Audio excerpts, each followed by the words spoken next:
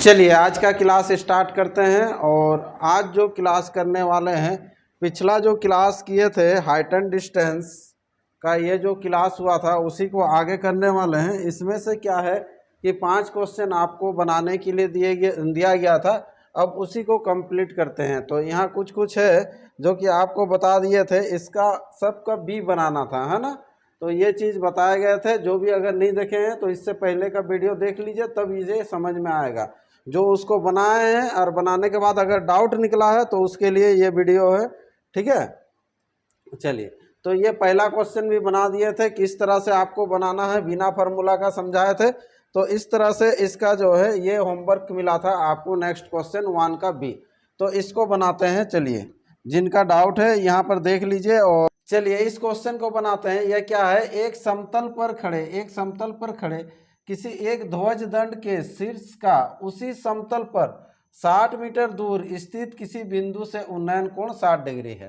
तो यहाँ पर क्या है, एक ध्वज है, ध्वज दंड है। अब क्या है कि यही ध्वज दंड से दूरी पर, है ना, कितना दूरी पर बोल रहा है, एक बिंदु जो है 60 मीटर की दूरी पर।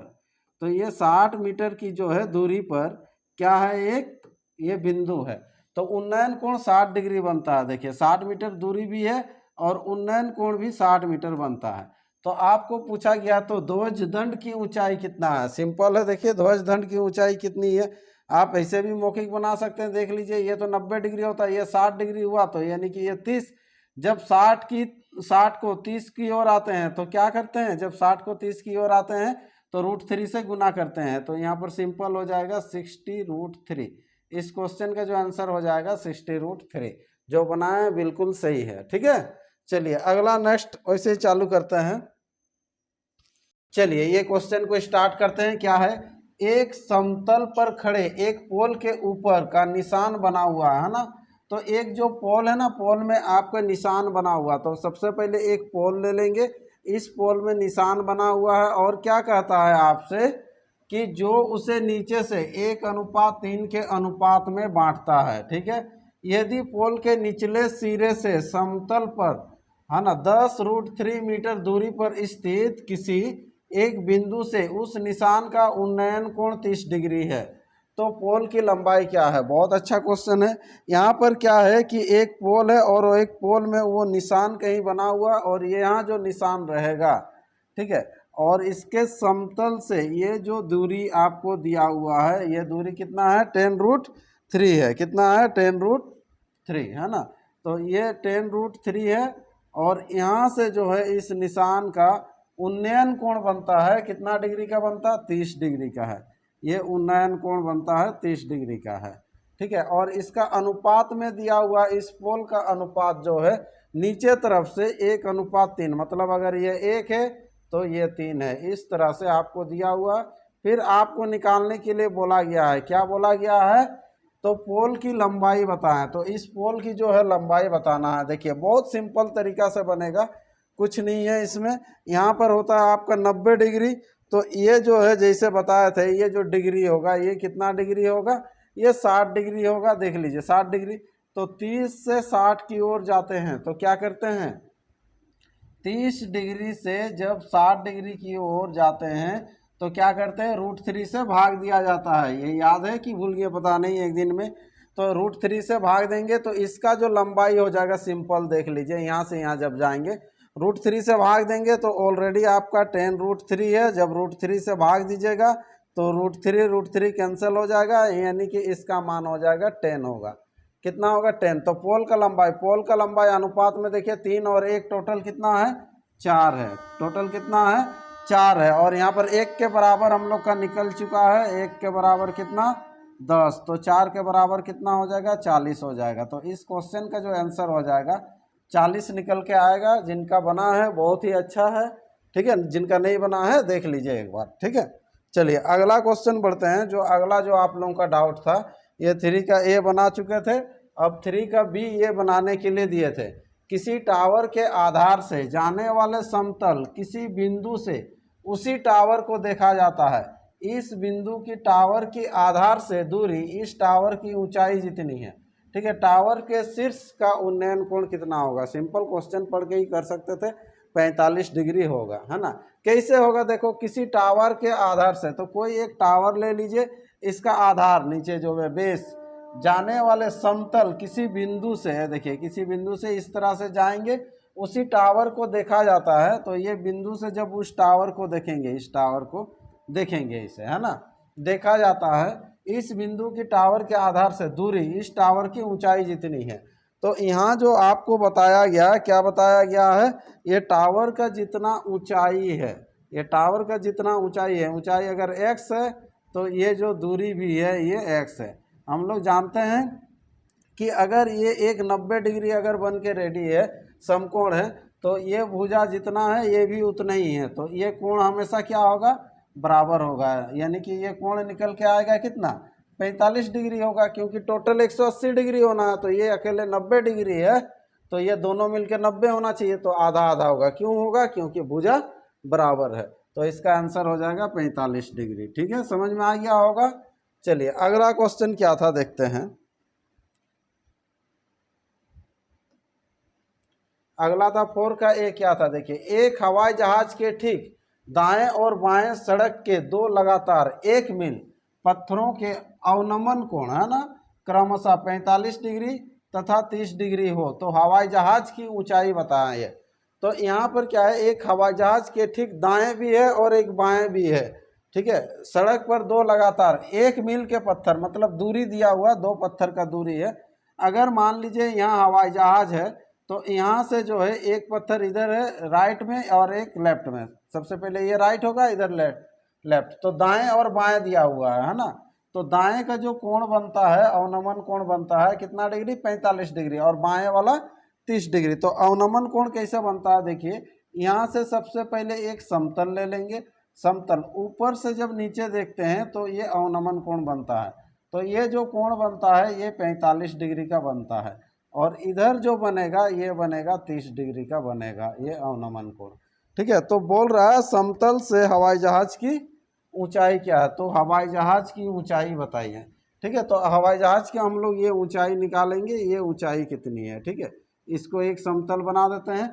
अब देखिए ये जब 45 डिग्री है तो ये भी 45 डिग्री होता है एकांतर कोण के आधार पर। ठीक है, ये 30 है तो यहाँ पर भी कितना हो जाएगा, ये 30 डिग्री हो गया, ये 45 डिग्री हो गया। ठीक है, अभी आपको निकालना क्या है, ये हवाई जहाज की ऊंचाई क्या है, और दोनों का जो यहाँ पत्थर, जो 2 पत्थर है, दोनों पत्थर का बीच का दूरी दिया हुआ था 1, यहाँ पर देखिए 1 मील दिया हुआ था। पहले मील में बोला जाता था ये, तो 1 मील 1 रख के ही रहने दीजिए। तो अभी जो है आपको निकालना है हवाई जहाज की ऊंचाई क्या है। ठीक है, तो ये दोनों में से किसी एक को ले लेते हैं, ये दूरी सबसे पहले ले लेते हैं, x मान लेते हैं। ये दूरी हम लोग को नहीं पता तो x ले लेते हैं। ये दूरी तब ऑटोमेटिक हो जाएगा, देखिए 1 माइनस कितना हो जाएगा, x हो जाएगा, क्योंकि टोटल 1 है तो 1 माइनस एक्स। तो इसके आधार पर इसका ऊंचाई निकालेंगे। ठीक है, तो ये जो ऊंचाई है इसके आधार पर निकालेंगे, 45 तरफ से जब जाएंगे तो उसके आधार पर कितना होगा, इसके आधार पर जब जाएंगे तो यहाँ पर देखिए 45 डिग्री है तो यहाँ पर भी कितना होगा, 45 डिग्री होगा। अगर ये x है तो ये जो ऊंचाई है इसका भी मान कितना हो जाएगा, x हो जाएगा। क्लियर है। अब देखिए ये 30 डिग्री है, इधर जब जाएंगे तो यहाँ पर हो जाएगा कितना, 60 डिग्री होगा।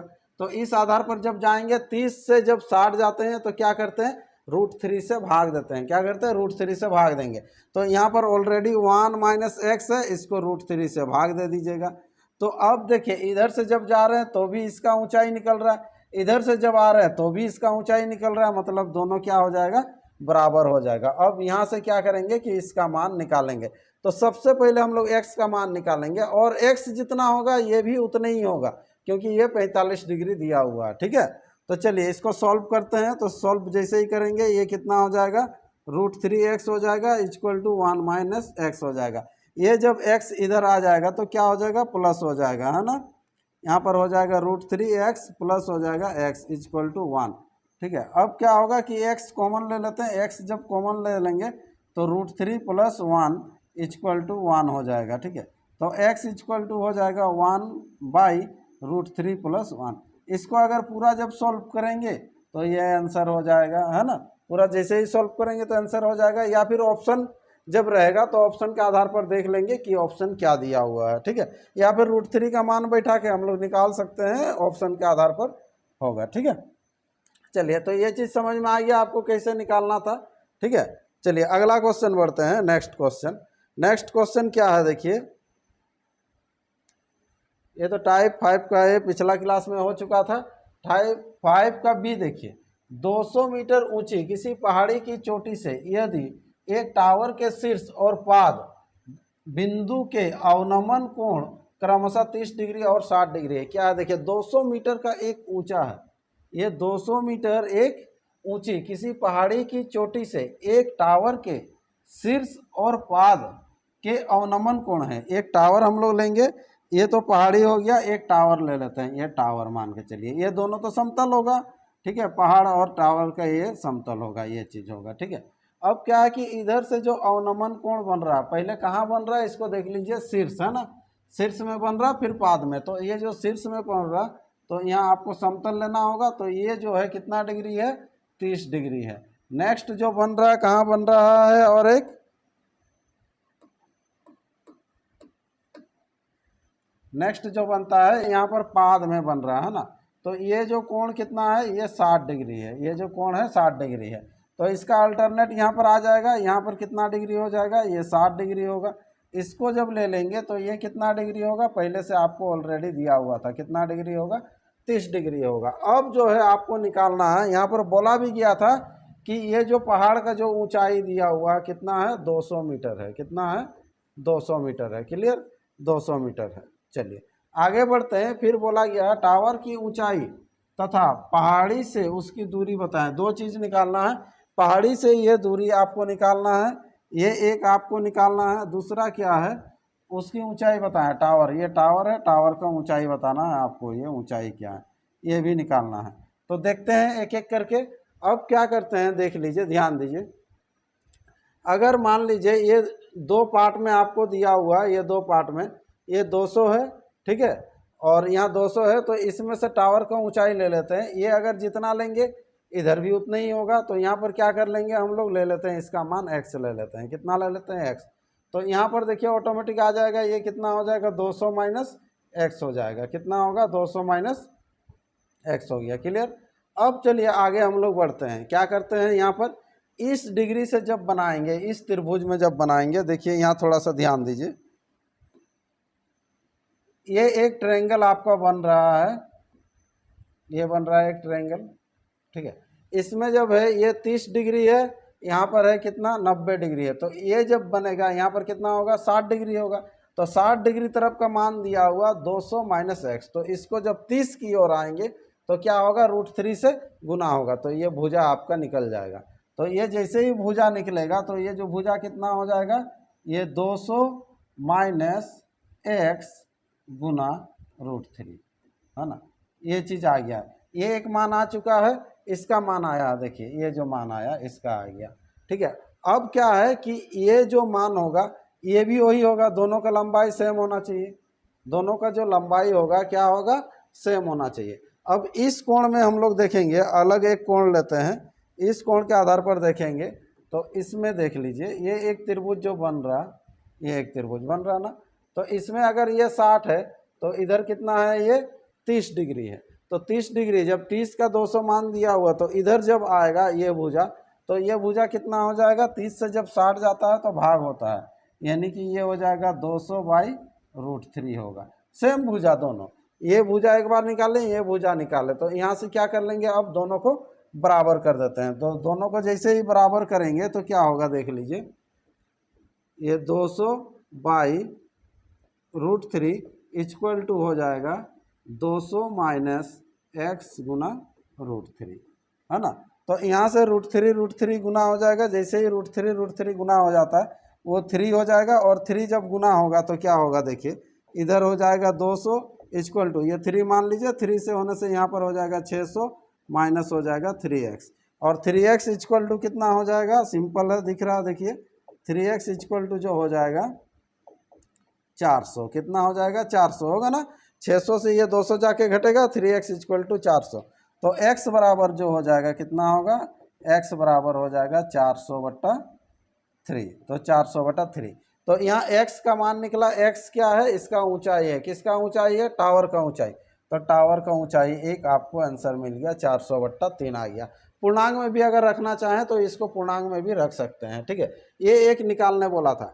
दूसरा जो है इसको निकालने बोला गया था इसका। अब इसका जो मान आया देखिए कितना आया है, 200√3, 200/√3 है ना। तो 200/√3 ऊपर नीचे √3 से गुना कर सकते हैं, तो यहाँ पर हो जाएगा। तो ये जो मान आया था इसका ये, ठीक है। तो इसको अगर थोड़ा सा सॉल्व करेंगे तो कितना हो जाएगा, 200/√3 को ऊपर नीचे √3 से गुना कर दीजिए, ठीक है। तो ऊपर नीचे √3 से जब गुना करेंगे तो ऊपर में हो जाएगा देखिए 200, ये हो जाएगा। तो इसका मान ये हो जाएगा और ये आंसर हम लोग का हो जाएगा। तो ये दोनों चीज़ का आंसर निकल के आ गया है, ठीक है। चलिए, ये आपको 5 क्वेश्चन था जो कि आप लोगों का डाउट था। उम्मीद है कि ये क्लियर हो गया होगा, ठीक है। अगला नेक्स्ट नया टॉपिक के साथ फिर मिलते हैं, है ना।